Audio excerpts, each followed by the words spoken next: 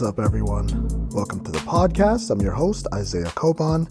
It's April 1, 2022, and this is Lift and Learn episode 81.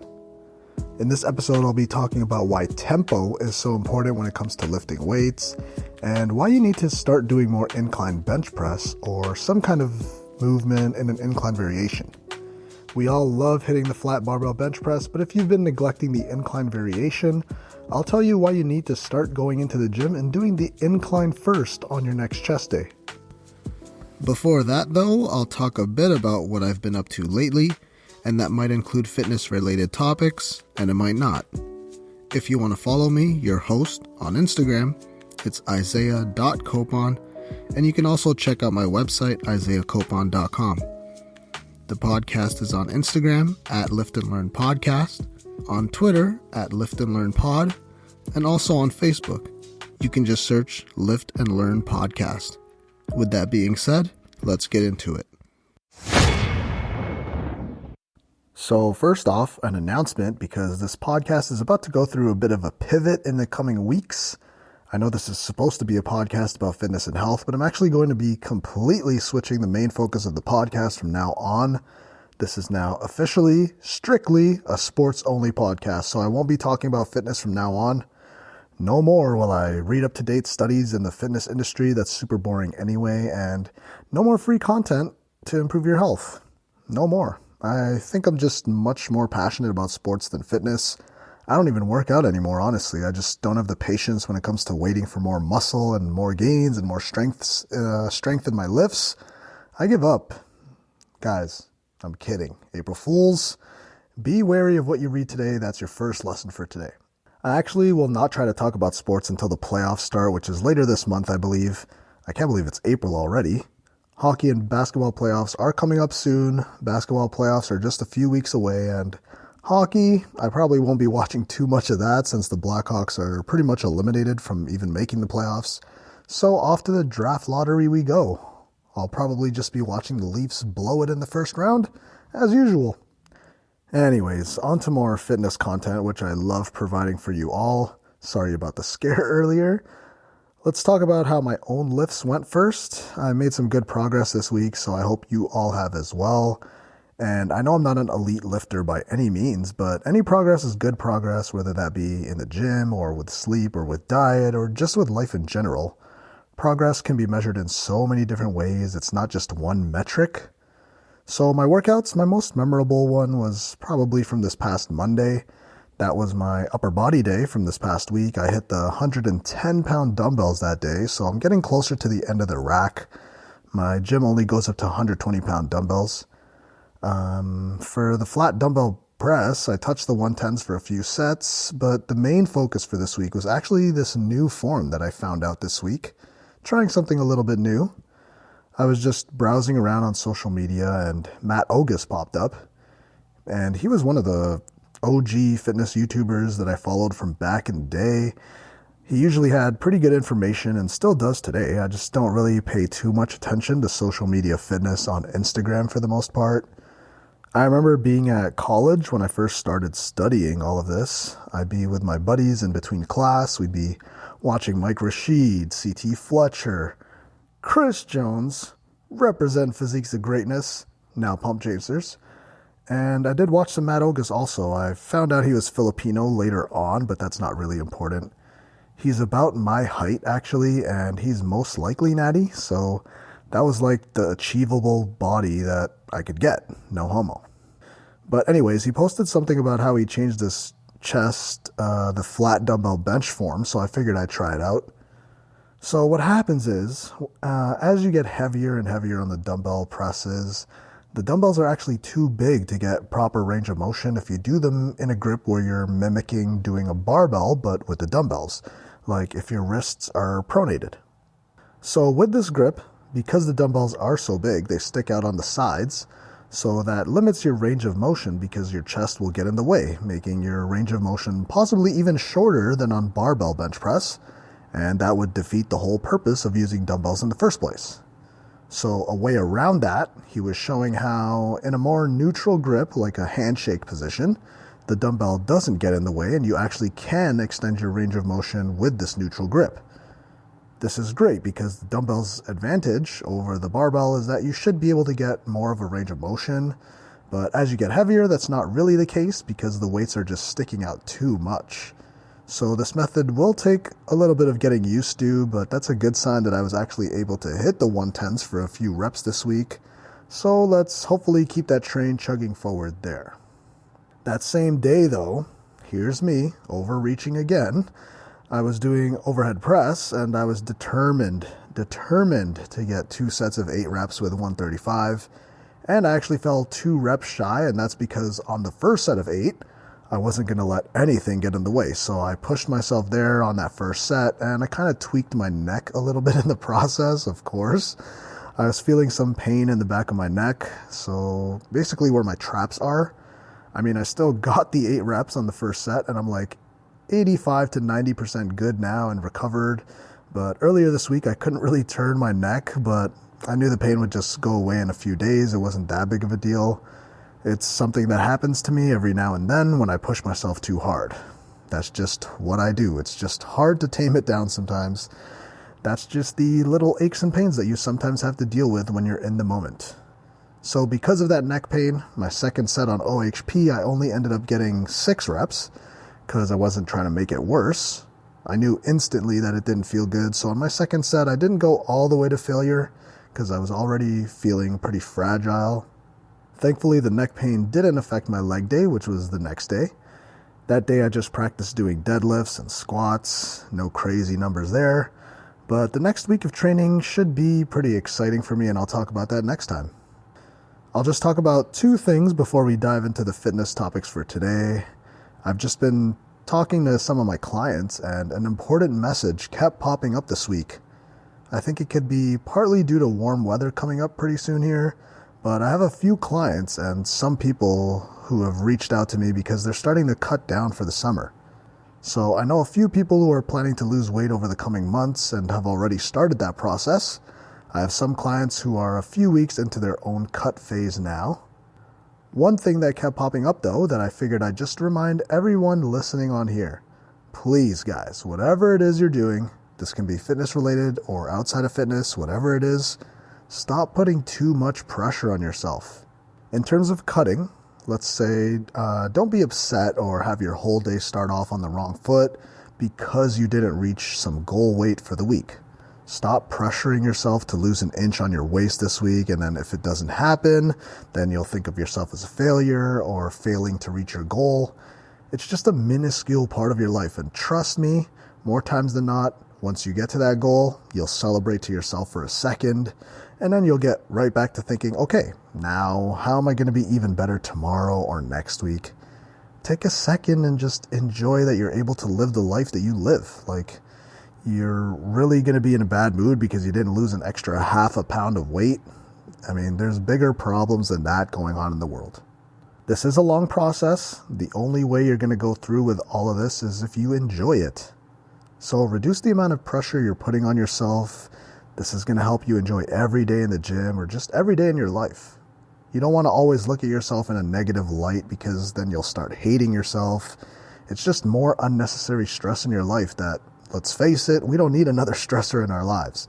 Just take it day by day, trust the process, make small changes if you need to, and try not to be so neurotic about every single extra calorie you eat. It's not the end of the world. Your body's going to fluctuate every day, so if you're trending in the right direction, that's the signs you want to listen to. One more thing, you know I have to talk about it. That slap by Will Smith. And I didn't stay up to watch the Oscars. In no way was I going to do that, but I think that would have been just hilarious to watch live. That's going to be one of the most memorable things from 2022. From what I heard, the show was good overall, but obviously the whole Chris Rock, Will Smith slap that stole the show. That's all anyone's going to talk about when they think of the 2022 Oscars. Man, Will just had to take out his anger on the innocent Chris Rock. And listen, I understand a bit about what Will Smith has had to go through these past few years. It really has been crazy. He's had to deal with the whole Jada entanglement situation. That was messy, and social media just ran with that one. And I'm sure his kids are in that stage of life where they might be tough to deal with at times. He's been building up his anger the past few years, and it just got the best of him there. I just don't understand how August Alsina ended up scot-free, but then Chris Rock had to get slapped. What are we going to do now? Cancel Will Smith now? Hell no. He's almost too big to fail at this point, and I'm sure his followers have gone up since the slap too. Me and Will Smith have the same birthday, so I feel like his personality is pretty similar to mine, so I can understand where he's coming from, but that was certainly shocking. Question 1. Why tempo is so important when it comes to working out? Alright, so I love talking about workout tempo because it's something that can be manipulated in order to get more out of an exercise. The workout tempo can actually be really important when it comes to muscle growth and aesthetics, but most people overlook it because they're usually chasing some other metric, like maybe how heavy the weight they're lifting is. So when I'm talking about tempo, I'm just talking about how long it takes you to complete one rep of any movement. Most people you see at the gym are doing a 1 second down and 1 second up tempo, a total of 2 seconds per rep, and as they get closer and closer to failure, the rep may take longer because of the positive part of the movement, the contraction that gets harder, and the weight will just naturally move slower as you become more fatigued. So most people don't really think about the tempo of a lift or how long it takes to complete the repetitions. Their goal usually it's just to get to a certain amount of reps, however possible. What most people do, and I can be guilty for this as well, they'll let gravity do the work for you. So on squat, you go down and basically let gravity pull you down to the earth, to the bottom of the squat, and then you use that momentum and bounce out of the squat and explode to the top. Another example, on bench press, you let gravity's forces take down the weight to your chest, then maybe use that momentum to slightly bounce it off of your chest, and then you push up, and there's your rep. By no means am I saying that's wrong to do, but if you're having to bounce the barbell off of your chest super hard to lift that weight off of you, it sounds like disaster is right around the corner. Again, tempo can be super important. You have to control your reps. That's actually a big part of growing your body, breaking down those muscles. It could get a bit dangerous if you're letting gravity do half the rep for you, and you're actually missing out on significant gains also. The negative part of the movement is actually really important for muscle growth and stimulation. Studies have shown that the negative part of the movement, the eccentric part, could actually contribute to more muscle gains over a period of time where they'd have one group work out with a rep tempo that didn't have a focus on the negative part of the lift. I'm not sure if it was a 1-to-1 ratio in there with the one group versus another group that was focused on a 4-2-2 tempo. So that's a rep tempo where they're strictly taking 4 seconds to go down in, let's say, a squat, then pause at the bottom for 2 seconds, then take another 2 seconds to explode up to the top from the bottom of the movement. The study showed more muscle gains in the group with the 4-2-2 tempo. This is likely because there's going to be more time under tension with the slower negative, plus you're resisting the forces of gravity acting upon the weight. This is going to lead to more gains. You're not giving that muscle a chance to relax during the quote-unquote easy part of the lift. This will also lead to more stability throughout the movement, along with more body awareness and control, which I always talk about. These are aspects that will help you lift more weight in the future and will just be more beneficial for overall movement in your day-to-day life. So now that you know all of this, why don't people train with a slower tempo? Well, it's harder, first off, and you'll have to go lighter on your weights. That's a tough pill for most people to swallow. Even though you will have to go a bit lighter, that's fine. You might even notice more gains, even if the weight is lighter, because the reps and the whole set will be more challenging this way. It's a way to put even more stress on your muscles to work harder because the set is going to be longer than if you're racing to get a quick 8 reps, as opposed to taking your time, slowing down the movement, and doing 8 reps. That could double the time it takes you to complete a set. Now, instead of finishing your 8 reps in 20 seconds or something, let's say, when you control the tempo of your movements, those sets will likely take more than 30 seconds now. That's more overall work and stress on the muscles because of that time under tension. Again, this leads to more gains and more growth in whatever muscles are involved. This is really something I try to hammer home to my own clients. Sometimes we're not able to go up in weight with whatever exercise it may be. Let's take something like a bicep curl since it is a small muscle. So barbell bicep curl. Usually at the gym they have those fixed barbells. They might start at 20 and go up to 100 or something like that, 100 pounds. They have the straight bar and the easy curl ones at most gyms. On there, and this just happened earlier today actually, I have a client who can do 50 pounds on those for 8 to 10 reps. But once we try to go up in weight, just a 10-pound difference up to the 60 pounds, he struggles to get 5 reps.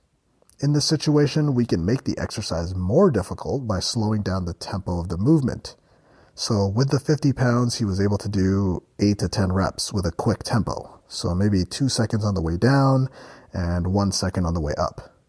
So to make the set more challenging with the same weight, the 50-pound barbell, I told him to slow down the negative part of the movement. Instead of 2 seconds on the way down, we spent 5 seconds on the way down, a slight pause at the bottom, and exploded up.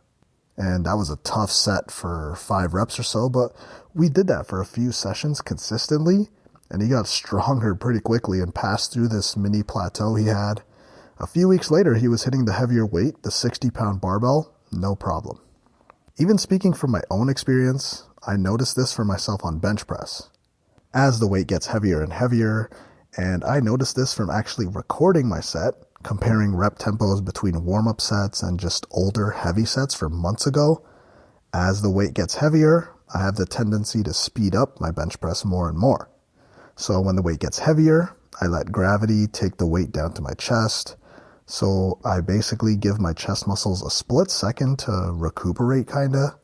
And then I use that downward force from gravity to basically bounce the barbell off of my chest, and that gets the upward movement started. Even just slightly, that helps. It's not like your chest is a trampoline, but that little bounce at the bottom could be helping you more than you know.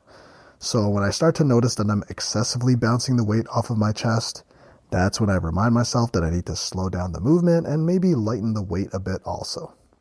And the last thing I'll mention quickly, there's going to be lower chance of injury when you're taking the tempo into account and paying attention to it.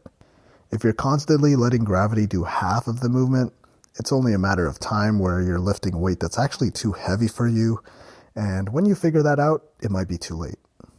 So if you're looking for a metric to make your training a bit more challenging, lighten the weight, and try to really focus on controlling the negative portion of the lift. That's a good start when it comes to changing the rep tempo of your movements. I rarely see people in the gym pay any attention, and believe me, I neglected it for a long time because I've been one to chase numbers constantly. So slow it down, leave your ego at home, and make some more gains with this method. Question 2. Why incline bench might be more important than flat bench. Chest is the best day of the week, no doubt about it. Sorry, ladies. But guys love to hit their arms and chest. I'm no exception. And usually when you're going in and doing chest, we all do the same thing. We go straight to the barbell flat bench. And then we only think about doing incline presses if the benches are busy or the weight is too long. So it really has become the runner-up exercise, and that's because even still to this day, people will ask me, how much do you bench? I still get this question, man. I'm too old to be getting questions like that, even though I still think I can hit some PRs before I really start to creep up in age. I remember when I was younger, that's all I cared about. I do still care about it the most out of the big compound lifts, but it's not that serious now in terms of maxing out or figuring out my max strength. You can grow the body without the need to put up big numbers. Anyways, everybody wants to get a big bench number, so everyone is focused on that. And besides decline bench, which I don't advise you to do because your head is underneath your legs to a certain degree, and I don't think it's smart to be in that position while performing a strenuous activity, if decline is out of the picture, the most weight you'll be able to push will be on flat barbell bench press. That's the one you'll be able to overload the most. As soon as that incline goes up, your shoulders become more involved and they take over a tiny bit more of the movement, and that's why you'll most likely be weaker as you raise the incline. So on flat bench, you may be able to do 2 plates on there, but you'll notice that on incline, you might struggle to do 185 or something. Your shoulders are weaker than your chest, so naturally you'll be weaker as the incline degree goes up. So because people are more than likely focusing their time on doing flat bench all the time, this is the main reason why, these days, most people should be putting more focus on the incline variation of the bench press. Most people, again, myself included, unless I'm really paying attention to my programming. Most people I've met and seen since I'm in the gym for most of the day, the flat bench is definitely more crowded than the incline benches are. Most of us have been neglecting the incline variation in favor of the flat bench, and that's caused a little bit of an underdeveloped chest. If you notice that you're always going straight to the flat bench, this could be a reason why your chest may be lagging behind if you're always doing flat. If you're someone who thinks, wow, I'm benching all the time, but my chest isn't as big as I want it to be, then this might be why. The solution isn't going to be to bench press more, it's to switch up the angle. That's a great thing to alter or change up. Now listen, if you're just starting out with training, this might not be as apparent on your own body, and some people can still build a pretty big overall chest just doing flat bench. But for most people, some focus on doing incline variation of presses could be good for possibly building a better looking chest where you bring up or grow more of those upper chest muscle fibers. It's an attention to detail thing mostly. Starting with incline first could actually give you more chest development. Yes, chest movements will hit the whole chest, but the incline variation does actually target the upper pec fibers a little bit more, and doing that for an extended period of time, focusing on that for a bit, like a few months, that could lead to a more developed chest overall. There's a possibility that your chest might not grow size-wise in terms of actual mass, depends on the person, but the chest could be more defined up top than if you just ignore the movement altogether and just rely on flat barbell to grow every aspect of the chest. Because of the way the incline chest press is set up too, this is going to actually put you in a good position when you're performing the press movement. Your rotator cuff and shoulder blade should naturally fall into a good position. When you're on the flat bench, you could have the tendency to lift up your shoulders when you're trying to squeeze out those last few hard reps. So with the incline, there's a chance that your mechanics are better also, just because of the way you're seated and not in a lying down position. So take a look at how your training has been. Have you been really focused on just doing the flat bench lately? If so, go into the gym and humble yourself a little bit, leave your ego at home, start off your routine with some incline barbell or dumbbell bench press. At first, you might notice the weight you're using is just a fraction of your flat bench, but that's okay. You could actually build the best chest you've ever had by working on that incline bench a little bit more than if you do the flat. And that concludes episode 81 of the podcast. Thank you for listening. If you really enjoyed the episode or my podcast as a whole, then please leave a review and comment on iTunes or whatever your choice of podcast platform is. Also, if you haven't already, you should hit that subscribe button because I'll be releasing episodes every Friday. If you want to follow me, your host, I'm Isaiah.Copon on Instagram, and you can also check out my website, isaiahcopon.com. If you want to follow the podcast, you can check out @Lift and Learn Podcast on Instagram, and there's also a Facebook page if you just search Lift and Learn Podcast.